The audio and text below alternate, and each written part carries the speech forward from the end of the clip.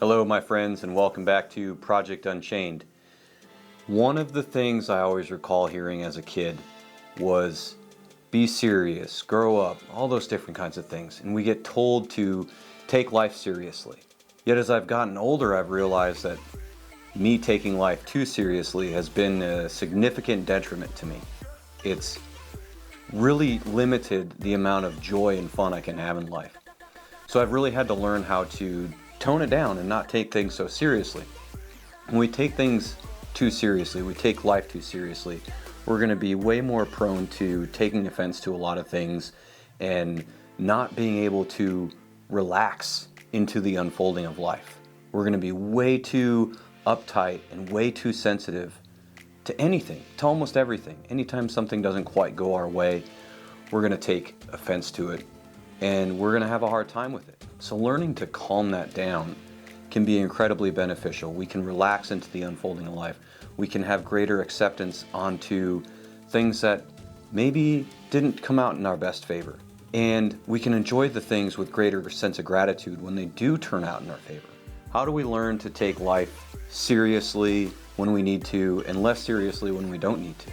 That's a balancing act, and that can be an important thing to learn to do to break free from some of those limitations of seriousness. And I want to share with you one of the things that really helped me start to create a bit of a shift away from that taking it too seriously. And it's this idea of being beautifully insignificant. When we look at the scale of life, it is mind-boggling. Earth is 7,915 miles in diameter. That's pretty massive, considering if you go on a road trip and you drive, say, 400 miles in a day, it's going to take you a good 8 hours, maybe even longer, depending on what kind of speeds and roads and stuff you're driving on. 7,915 miles. That's a long drive if you were to drive the diameter of the Earth. And that's not even the circumference. That's just the diameter. That's the smallest distance there is. But that's just Earth. We can get a lot further. The moon is 238,900 miles away from Earth. That's the closest mass to Earth, is the moon. The sun is even further away. That's 93.5 million miles away. 93.5 million miles away. That glowing ball in the sky that can sunburn our skin, that provides us light, that lights up our world, is 93.5 million miles away. Holy cow. That's really far. In the Milky Way galaxy, that star is just one of 100 billion stars. There's 100 billion stars just in our galaxy alone. When we think about our galaxy being the size that it is, our galaxy is 100,000 light years from one end to the other. And what that means is that it takes 100,000 years for light to travel from one side to the other side of the galaxy, which is really insane considering the speed of light. The speed of light is nearly 300 million meters per second. That's mind-blowingly fast. That's also 186,000 miles per second. Think about that for a minute. It takes light to go from one side of the galaxy to the other. 100,000 years. And it's traveling at 186,000 miles per second. What? That's so insane to think about how big that is. And that's just one galaxy. Scientists estimate that there's between 100 and 200 billion galaxies in the observable universe. That's massive. Think about what that would be like to zoom out to that perspective, to see all of that, to see all of those galaxies. Wow. That's a lot. So I think about how cool it is to go outside at night, especially for those of us who are in the country, because you just got to get out to the country. If you live in the city, I highly recommend getting out to the country where you can get away from some of the city lights and you can have one of those nights where it's just pitch black, it's super dark, and you can see all the stars in the sky. They're everywhere. There's so many stars in the sky. It's just so cool to see that.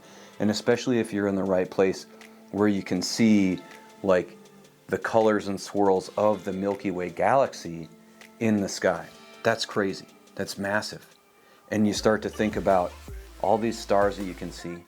You start to think about how there's 100 billion stars just in our galaxy, and that there's 100 to 200 billion galaxies in the observable universe. So think about 100 billion times 100 billion. That's how many stars there are in the universe. Just mind-blowing. And to think about, we are 93.5 million miles from the closest star. How many stars there are out there? I can't even do that math. Like, where's my calculator? Mind-blowing. Now, when you look up at those stars, and you look up at the sky and you see all those stars all over the place, and you're like, wow, that is a lot of stars and how far away they are. You start to think about the size of that matter. The Earth, again, is 7,915 miles in diameter. And it's very small in consideration to a star. Stars are much larger than planets. That's a lot of mass. Now we think about how far apart those masses are. There's more space, there's more nothingness in that space than there is something. And so I start thinking about how vast that space is, and I'm like, wow, that's a lot of space. That's a lot of emptiness. That's a lot of nothing. And then I start to comprehend and think about, what influence do I have over that? Nothing. There's nothing that I can do that impacts any of that universal stuff. There's nothing I can do that impacts those stars, how they align, whether they continue to shine or whether they blow up. There's not a thing that I can do for that. And I'm like, man, I am so insignificant, completely powerless to any of that stuff that's going on. And it's crazy to think about that. The first time I thought about that, I'm like, oh man, well, what's the point then? I'm like, oh, right. There's the beautiful part. Well, that's the insignificant part. There's the beautiful part. Well, that's a really zoomed out, looking out at the big picture. What about we zoom back in? We zoom back into the human body. The human body has approximately 1 trillion cells. All those cells, they interact with each other to create life, because, you know, the cells that make up your heart are a little bit different than the cells that make up your stomach, than the cells that make up your brain, than the cells that make up your spinal cord, than the cells that make up your skin, than the cells that make up your eyes, than the cells that make up your voice box so you can project speech. And they're all a little different, but they're all still cells, and they all still have the same basic building blocks of life in terms of atoms and molecules and all those different kinds of things, depending on how far down you want to break it. And they all interact with each other to give you life, to express life. There's this energetic exchange happening that allows me to sit here and talk with y'all. Create a video so that somebody else 7,915 miles away can watch this. That's pretty cool. That's pretty mind-boggling. And then cells can come together from the sperm and the egg and create a human, and they multiply and they grow. So they start out as that one cell and turn into 100 trillion cells of a community. That is mind-bogglingly beautiful. Holy cow. This physical being of me is a community of cells. And when I do things that cultivate health for that community, then the expression of that becomes a lot more beautiful. When you think about it, right? You can zoom out and you can see just the sheer emptiness in such massive objects with the planets and stars and moons, and zoom in and there be such infinite smallness that makes up our body in the same space of that mass. To me, that's absolutely beautiful. It's one of the most beautiful things that I can think about. Well, that's what I mean by being beautifully insignificant, because the way that this functions, all of it is absolutely beautiful. And my impact on the grander scale of it is insignificant. And that whole idea allows me to calm down and not take things too seriously when I need to not take things too seriously. What do we need to not take too seriously? I spilled some milk. Okay, let's clean it up. I spilt the dog food, bringing the dog food over to the dog. Okay, just pick it up. What did it do? It didn't cause the earth to stop spinning and we all die. Okay, I don't need to stress out about it. I can relax into it. It just happened.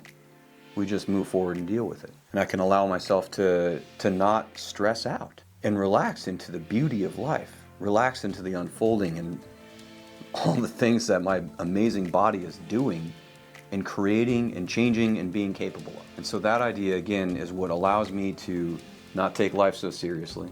Sit back, relax, enjoy the unfolding of it, and understand that, man, there is some amazing, mind-blowing, beautifully insignificant things that are all happening around us.